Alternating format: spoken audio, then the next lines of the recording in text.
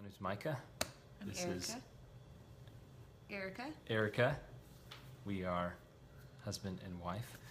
And this is our third Facebook Live event that we have done, all centered around some sort of conversation around parenting or kids and that sort of thing.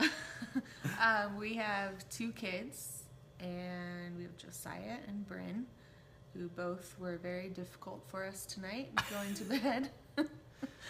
And we're waiting to adopt a 3rd child under 3. Yep. We don't know if it's going to be a boy or girl yet. And I run our children's ministry at Two Cities. Mike is the pastor, so he's my boss, which is interesting. I guess, technically. So now we're going to be talking about talking to your kids about tragedy. And unfortunately, there was even another world tragedy, a world event in Manchester, England. Just learning about that tonight. There was something horrible that happened there. So even that, your kids could be exposed to that. My kids won't be. They're too little. They don't get that kind of news, and we're not going to tell them about it because it's not something they need to know about right now. At almost 5 and 7, and so we're not going to talk to them about that tragedy that just happened today. But things hit close to home, and your kids do find out about things. So we're going to kind of dive into that. Depending on their exposure, depending on their age, they're going to find out about things that you haven't talked with them about. They're going to find out about horrible things that are happening around the world. They're going to find out about horrible things that happen in our country, in your neighborhood, just because they're so connected, again, depending on their age. And so we want to talk about kind of that exposure, because you have a little bit of control if they're younger on what they're exposed to.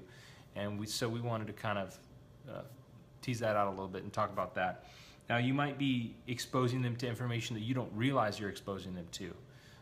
And that's a big, big thing, okay? So you may have something going on in your house. You may have the news on during dinner. You may have the news on in the morning. You may have different things going on your TV that is exposing your kids to the difficulties, the tragedies that are happening around our world, and they may be too little to really process that information properly and filter it through what's going on. So you need to be cognizant. You need to be thinking about, what are we exposing our kids to in terms of information they're getting, and do they need to be exposed to that at the age that they're at? And again, if you have teenagers, it's a different ball game. But if you have little kids, you should really limit that, because they don't need to have news on 24/7 news cycles on all the time. So if you're like a CNN junkie, you need to kind of rein that back just a little bit, and make sure that you're not watching all that kind of stuff while they're around, because it's really not helpful to them knowing every little thing that happens in the world every day. It doesn't create a very safe feeling environment for them, and you want to make sure that they grow up feeling safe.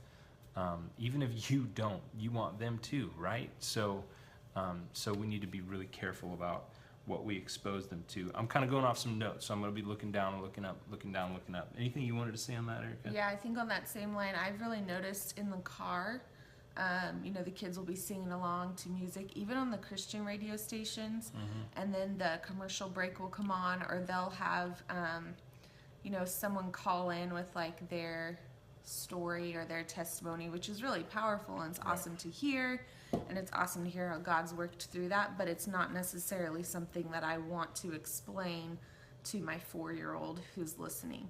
And so even those things that are advertised as this is a family-friendly radio station, just being aware of what's being said in between the music too.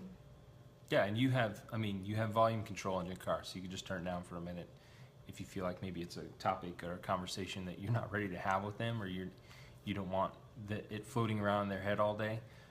You just turn down the music for a second. And I think it depends. This all depends on your kids too, but our kids tend to be pretty sensitive to tragedy. Like we went to see Finding Dory. Oh my God. And most other parents that we know, their kids love Finding Dory. I thought it was great. Our kids left really sad because it's the story, she loses everyone. Her family. Yeah. And if you've read, I read Finding Nemo on in an email, just the script of it, not knowing it was Finding Nemo, and it is a very tragic the plot. story. You yeah. just read the plot and you're like, man, that's tragic, and then it says Finding Nemo or Finding Dory at the end, and you're like, oh wow, yeah, that's a kid's movie. So our kids do tend to be more sensitive to it. So I'm not saying every child, you need to do this with every child, but this is just what we've done with our kids. Yeah, and you probably experienced similar things, and I don't know, what movies maybe were triggers for your kids, and depending on your kid's background, there's going to be different triggers for them as well on what, brings out different emotions and things like that. But our kids were wrecked on the way home from that movie, and we were both like, we were just trying to have a fun family night, and all of a sudden, we're picking up the pieces. So, just got to be aware of that and know your kids. Also, on that note of exposing them to certain information, your friends and family do not have the same filter that you do. Not at all. And what they do for their family is going to be different than what you do for your family, and that's okay. But I think just being aware of that if you go into somebody else's home for dinner or whatever, and they're talking about things that you wouldn't normally expose your kids to, I think you have to be prepared for that and understand that. And hopefully you have a plan to be on the same page with your friends or family, so that everybody understands kind of what you hope for your kids in that evening. Mm-hmm. Okay, so there's also ways that they're naturally exposed to things that you have no control over. If they're in school, they're going to be exposed to things. There's going to be kids who talk about things that you're like, man, I was not going to talk to my kid about that for a while, and suddenly it's floating around in their head, and they may or may not bring it up to you. And sometimes it's our job as parents to kind of pry out of them, like, how was school? Fine. What'd you learn? Nothing. You got to keep asking questions that are not yes or no kind of questions to pry information, so that you can show interest in their life, but also so that you can help them process what's happened in their day. Because if they don't have no way to process with somebody who has a little bit more experience than them, sometimes things can be internalized and cause issues later on. So there's ways that they can be naturally exposed to things: school, social media, even chat on their favorite games. I don't think most parents realize that there are adults playing kids games and chatting with kids, and so you want to make sure you have a high level of over the shoulder watching if you allow them to play those kinds of games. Our kids like to play, or Josiah likes to play Minecraft, and there's a chat feature in there, but I don't let him play Minecraft with other people. He's made his own world, it's secluded, it's not connected with anybody else, and so he can't chat with other people on there, though he thinks the people he runs into in the game are other people. Also, radio, TV, friends, it's just everywhere. Neighbors, anything can expose your kids to information that you weren't prepared to share with them or talk to them about, but you have to be aware that they're going to find out things from somewhere, and so you got to ask the question, where do you want them to find out? Where do you want them to find out information from? And if they're going to find out, wouldn't you want to be the first person to talk to them about it? Because the first person often shapes the way they think and respond to different things. So in tragedy, when a tragedy happens, particularly in your family or your community, wouldn't you want to be the first ones to talk to your kids about that before anybody else? Because some people are going to talk to people and be all frantic and panicky about it, and so it's going to make them feel very unsafe. But if you can talk to them in a calm manner, even if you're upset, even if you're crying, but if you're talking calmly, that's going to communicate safety to them. Anything you want to add on that? No.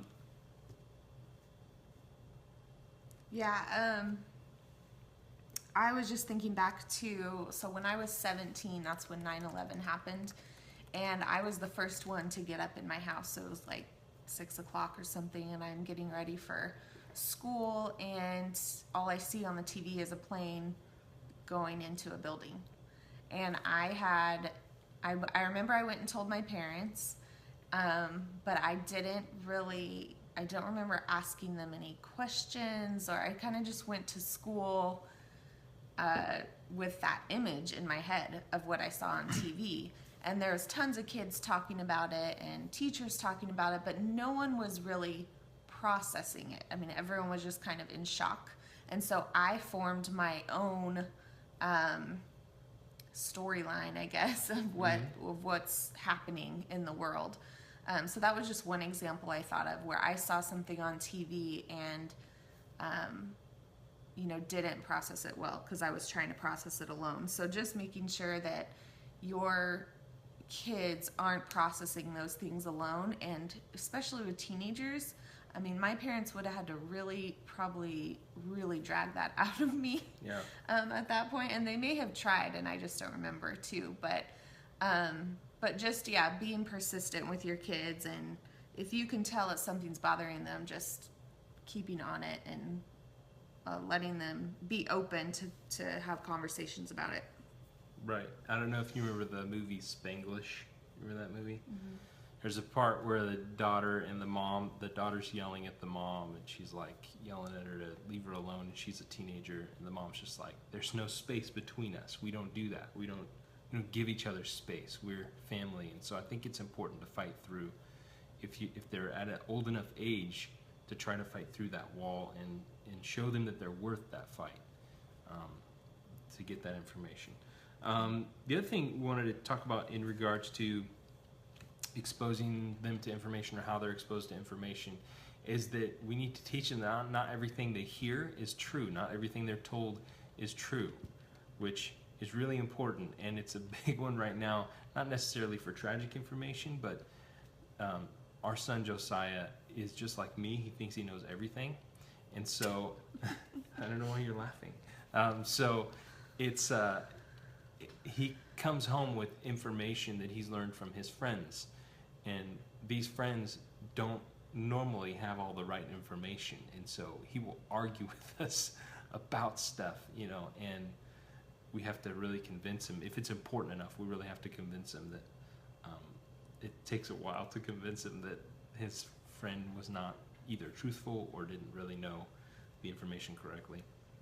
Yeah, Anyways. one thing that I thought was interesting, just along these lines, it was a couple months ago, there was, I don't even remember the exact story about it, but it was something about how people were dressing up as clowns. The killer clown craze. But it wasn't it. Explain what it was, because It was just all over social media. People were dressing up as clowns and standing off to the side of the road with hatchets and pretending to be, murderous, and just, and then there were all kinds of hoaxes, and it was just all over social media. Yeah. You remember. So I went into Josiah's class to volunteer. I volunteer in there once a month, and I was pulling kids back one-on-one, and one of them said to me, "Did you know that there's clowns out there killing kids? I don't like clowns." I was like, well, no, that's not, that's not what's going on. And then there's like kids whispering around the classroom about it. And Josiah's teacher is awesome, and she addressed it really well. She said something like, we're not going to talk about that because it's scary, and we don't know all the information, and what you may not know what's actually true about it, and whatever. I don't remember her exact words, but she handled it well. But it just made me think, like, wow, this is so crazy that, had I not been in that room and known what all was going on, I wouldn't have been able to even ask Josiah. He would have just had this thought that clowns are out there killing people. Yep. Is basically what the kids were saying.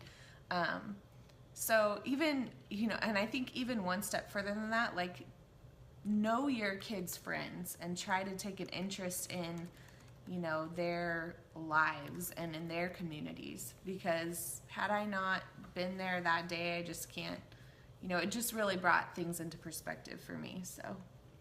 Yeah, that was kind of, I think he was there were a lot of kids kind of scared at that time, Yeah. mostly elementary age kids that were finding out because they had older siblings who were looking at this information online and hearing about it. And, you know, they like to scare each other. So that was a big thing. So there's three basic kinds of tragedy that we sort of came up with when we were thinking about this. And you'd come up with the same ones if you thought about it. There's global, there's community-wide, whatever your community is. It could be, you know, it could be an affiliation with a community. It could be like, you know, if you were a fan of a sports team and something happened in that stadium, you would feel like that's part of your community.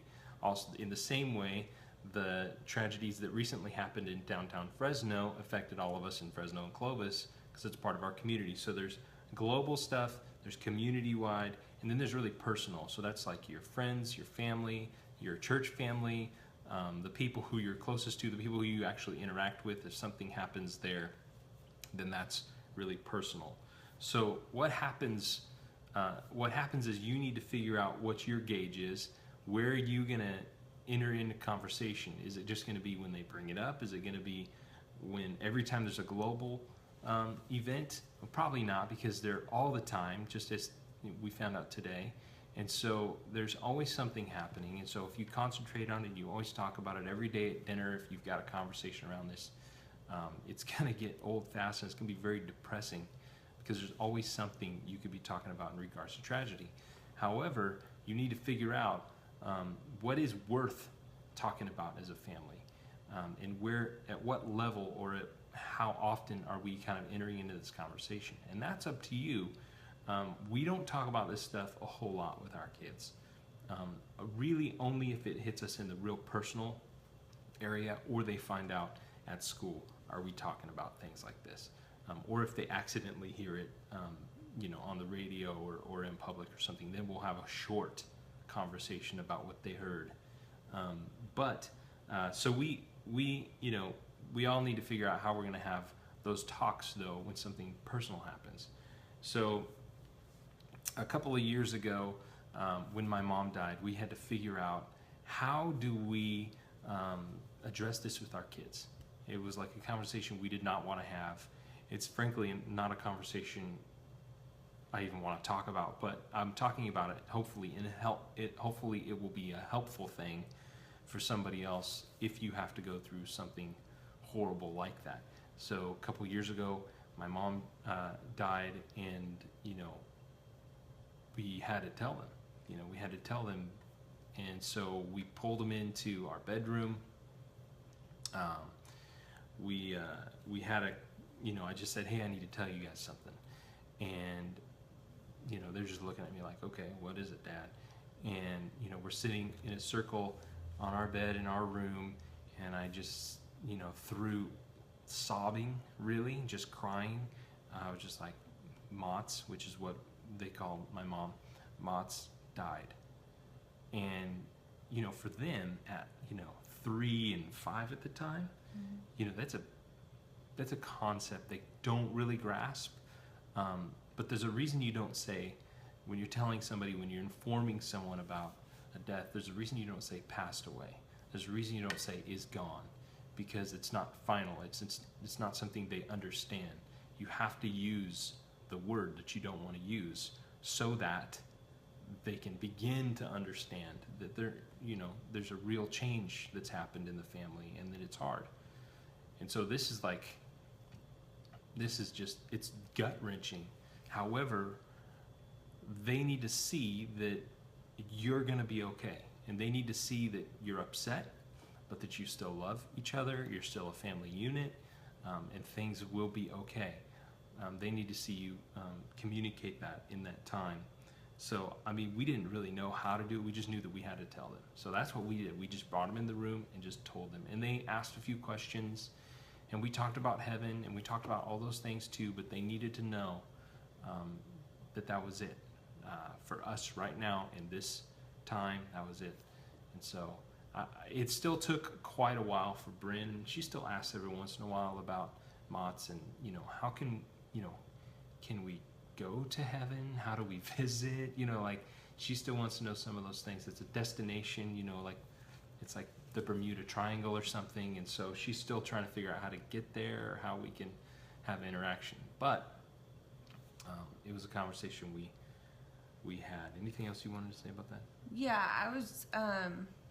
I think in just walking through that whole time, even when Cheryl was really sick and we thought that maybe she wasn't going to pull through, I was going through a lot of counseling at the time, partly because of what we were going through, and my biggest fear was telling the kids, because when I was, I guess I was more a teenager, not a kid, but dealing with death was like horrible for me, and I still am very, very bad at it. But so one of the things my counselor said was, because I would tell her, what am I going to say to my kids if she dies? I don't know, I was just terrified. Yeah. And she said, it's okay for your kids. What are you scared of? And I was like, well, I'm scared I'm going to break down. And a lot of times in the process, I would have to go to the bathroom and cry and then come out, even when we were just having dinner as a family with Cheryl and the kids, because I didn't feel like I could show my emotion in the moment. And she really taught me that, it's okay to cry. It's okay for your kids to know that you're sad about this. And so that's been big. And I've probably even just within the month, Bryn's seen me, crying, missing Cheryl, and Mother's Day is always hard. And I just say, yeah, I really miss Mott's today. What do you think she's doing in heaven? So, I'll tell her I'm sad about it, but then we talk about what she's doing in heaven, and we don't dwell on it for very long, but it's okay for them to know that you're sad, and to show emotion. So that was a big thing that I learned through that time. Yeah, and I think kids need to know that it's okay to show emotion. I think a lot of us parents, a lot of times, we just want the crying to stop with their crying. And so we're just like, stop crying. What's the problem? And it's probably a better way for them to know that it's okay to cry, because then things won't be, shoved down, and pressure won't build over time, and just allow them that opportunity to cry. The thing about this is, Missy, you're talking about, speaking to your kids about your dad's health, and it's hard. There's no magic pill. There's no pain way to do it. It's just a hard it's a hard thing you have to have a conversation about at some point. And so I think that's the thing that many of us run from.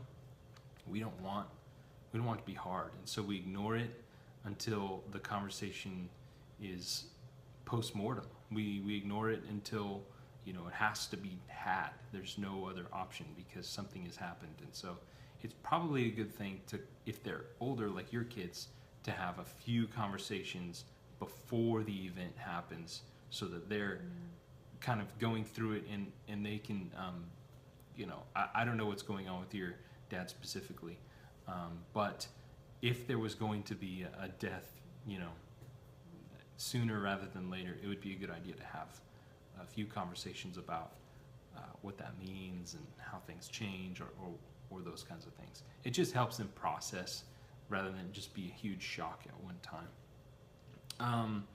So that leads us into the next section, which is really that emotions are okay. Emotions are okay. Emotions are not good or bad. They are a natural response to what's going on in front of us. For example, Josiah just started crying in his sleep. So Eric is going to go reassure him that his emotions are okay. Perfect timing. But no matter what the reaction you've got to understand that emotions are going to be all right. They may get mad when you have a conversation about tragedy. They may get sad. They may cry. They may seem to not really care in the moment. They may, whatever their first response is, it most likely won't be their last.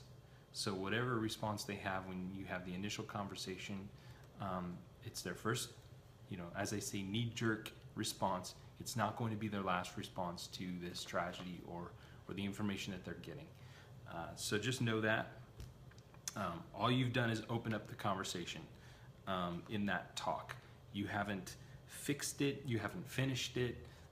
You've just started a longer conversation. You've just opened the door for that conversation to continue over time. So you just want to let them know that you're a safe person to share their emotions with, to share their feelings about that, even if they're like asking the hard questions, like, where is God? Where is God in this? And even if you don't know, that's okay. It's okay. It's okay to have that conversation and go, hey, I have those feelings too. I have those feelings too. So, but don't get discourage them, like I said, from crying. Just hug them, encourage them with words like, it's going to be okay. They need reassurance that things are going to be okay. I know this is really hard. Things like that, the phrases like that tend to help. I know this is really hard. It's hard for me too. It's going to be okay. We're still a family. We're together. I love you. Those kinds of things. And you don't need to talk it to death either. Like, maybe you should set a timer for yourself, because it's not a therapy session for you. So your kids can't be your counselor. And maybe that's a whole nother topic we should talk about at some point. Your kids can't be your counselor. They're not going to fix whatever's going on in you. So don't expect them to be able to have that relationship with you where they are giving you the wisdom that you need to get through a situation. But talk as long as they need, not as long as you need. You're going to need longer. You're going to need more in-depth conversation with somebody. But don't make your kids that person. So the next thing we want to talk about, and Erica was really passionate about this, so maybe you should kind of kick off this section, which was really do something. So jump into that. Yeah. I read an article, I can't remember exactly the details of it, but it was basically a parent talking about how after, explaining that, I think it was something political even. I don't know. I'm doing a horrible job already. Thanks for having me start this. That's what happens when you walk away, and then I say, okay, your turn. Anyways, the point is, I think that especially as someone who struggled with anxiety, and I think I've always had anxiety as a kid, when I hear about something that is heartbreaking or really difficult to understand, or just one of those like, why would God allow this kind of thing, it really helps if I feel like I have some control over it. And that kind of sounds weird, but I think that it helps to know that we can do something about it. So we don't just have to sit around and be sad that, for example, with our adoption, we don't have to sit around and be sad that there's kids in Fresno that don't have parents, or that aren't wanted by their parents. We can do something. We can, you can contribute to the cause. You can become a foster parent. You can, there's a whole bunch of things you can do, even if you don't adopt. And so I think just knowing there's something you can do about it. So Josiah specifically, he went to a concert recently with Micah, the Chris Tomlin concert, and even before he went to that, he's always, in his prayers, he's always talking about how he wants people that don't have food to get food, and people who don't have homes to get homes. And he is really sensitive to seeing homeless people on the street and asking questions, and talking about how he hopes they get money and food and shelter and all this stuff. So his heart has always been kind of sensitive toward that. And then when he went to the Chris Tomlin concert, he heard a story about where was the kid from that he heard this story about? I don't remember, somewhere in Africa. Yeah, and so he heard this, pretty tragic story about how they don't have education, and they don't have clean water, and they don't have food. And this particular, this set of kids didn't have parents. Yeah. They lived in a mud hut, and without a floor and proper hygiene, and, just all that third world, like, horrible stories that we hear. Yeah. So he wanted to, so then when they asked to sponsor a child, he raised his hand. And while Micah Well, didn't know. The guy said, if you want to make a difference, Yeah. raise your hand, which didn't totally compute or equate. He's like, all I have to do is raise my hand. I'm in, looking at me like, why aren't you raising your hand, Dad? And so I had to kind of explain to him what that means and what he's committing to. And I had like a panic moment, like, okay, this is a long-term commitment. We already do 2 different kinds of sponsorships as a family. I wasn't looking to add another one at this point. And do I tell him, no, you don't need to do that. You don't make any money. I didn't want it to just come out of our account, because he was raising his hand. So I was like, how do I deal with this? So ultimately, I just encouraged him and I said, go for it, and let him get a packet, and he signed his name, and it's been a whole thing. We had a garage sale that he helped with. Some of you have helped him raise the first year, so we've now raised the first year, and we're into the second year that we're raising the money for now. So, but the point is that he did something, and I think that helped him process that. That we don't have to just sit and be sad about things that are happening in the world, but we can actually do something to make a difference, even if that's just praying about that situation as a family. Just tying some sort of action to the tragedy, even if it's small. I think that makes a big difference, especially for kids. Huge. So he feels like he's making a difference. And even yesterday, you were driving home from church, and what did he say? You texted me it. Oh yeah, we were coming home just out of the blue, random. He said, you know what? I don't want to raise any more money to get toys for myself. I just want to raise money for kids that don't have water and food, or something like that. And we weren't even talking about that. So that's why, I know he's thinking about it. Something triggered that in him, and he thought, okay, I'm going to do something about this. Right. And then he asked for a fidget spinner later in the day. So, they're kids, but they're not perfect. But pretty close. No, I'm just kidding.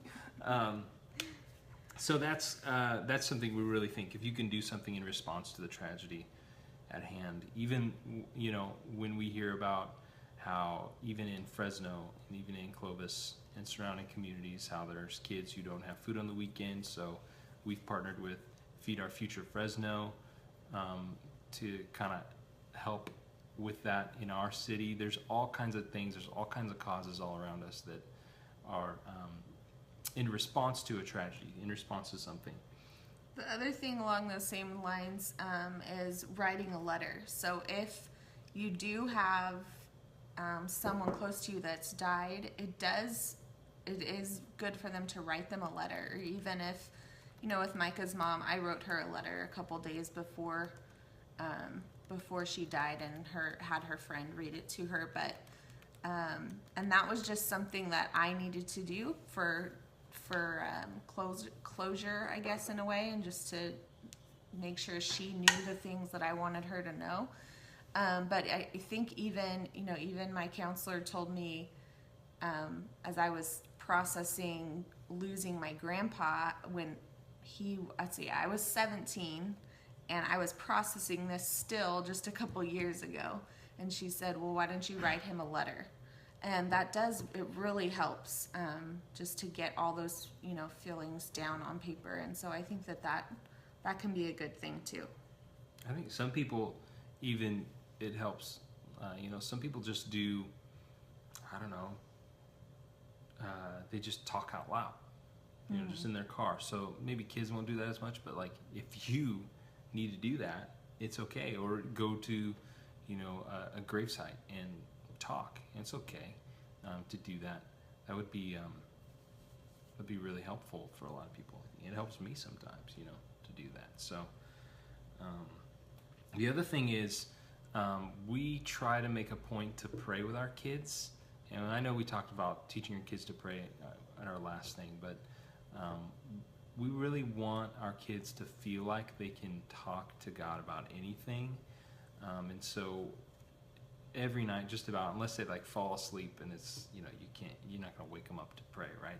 So during the bedtime process, we try to pray with them, and they don't always pray, but we try to make a point to pray. And sometimes they do. Sometimes they surprise us. I think a couple nights ago at dinner, they both wanted to pray randomly, dinner's not like a big prayer time for us. It's like bedtime is a bigger time, but they both like wouldn't let us eat until they both prayed, and they prayed about pretty good, significant things. So anyway, I just think that's really important too, because that does something for you as well, when you can pray as a family. So in conclusion, I guess the main thing is that tragedy, it's really hard, it's really tough, it's always going to be there. There's always going to be something you can mourn, there's always going to be something that you can be upset about, at least on an international or national level. Hopefully not in your direct community will it be that frequent, but even then, we need to remember that tragedy is not our focus. So we shouldn't focus all our energy on tragedy. We should focus more energy on solutions, on doing something where we can to help, being kind to one another, praying for one another, supporting one another, all those kinds of things. So don't just sit around and talk about tragedy every night. Like, don't bring it up every night. If it's 6 months down the road and there's something that's happened in your family and your kids are 7 and 5 and you're having dinner and you're thinking about it, it doesn't mean they're thinking about it. So you don't have to bring it up. Now, you may want to bring it up with an adult if you're thinking about it, but again, your kids are not your counselors, so don't do that. But we can drive ourselves mad and we can drive our kids a little crazy if we just focus on the bad stuff. But we knew that this is a hard conversation to have with your kids, so we wanted to kind of offload a little bit of what we've been learning and a little bit of our process in talking to our kids about different things. And so we hope that you guys, it's helpful to you as well. And Missy, I appreciate the comments. And Gage, I appreciate the comments that you've left here. Let us know if there's another conversation you'd like to have. But before we kind of jump off and conclude, we think that kids should grow up believing that there's more good in the world than there is bad. We believe that there actually is a lot of good, but that just doesn't make the news. And so we want them to have faith that good things are happening, and so we want to highlight that as much as possible. Share the wins in your life, share how things that are good are happening. But we'd also love to hear from you. What are the things that are the most difficult to talk to your kids about? And is there something we've missed that you feel like would be valuable to the community who's watching this? And you can comment below with those or to the side. And if it's helpful, awesome. Other people will watch the replay, and so they'll see your comments later. So you can add to the conversation. But we'd also like to know, what are the kinds of things you would like us to talk about or cover in the future? We're trying to do this like once a month or so, and so no promises on that consistent of a schedule, but we are trying to do that just to continue this little community conversation thing. So thanks for jumping on. Appreciate it. Comment anything you'd like. And we have another one, I think in about a month, that we're going to do. And I can't remember the topic, but it is already picked. Is it? I think it's how to create a budget and how to follow a budget, or how to create and stick to a budget, something like that. And if it's something else, then I'll let you know. But I'm pretty sure that was it. Because it's a thing that teaching your kids about teaching your kids about money. Oh my gosh, I have so much to say about that. I'm about to get fired up. Anyways, thanks for jumping on, guys. We appreciate it. It does take a little bit of time in preparation to do this, and so we really appreciate that you take the time to utilize it. And I hope that it helps you in the future, and I hope that you can think back and say, this would have helped with this, in the past. So thanks, Kitty, for your comment. We'll talk to you guys later. God bless you. We'll see you later.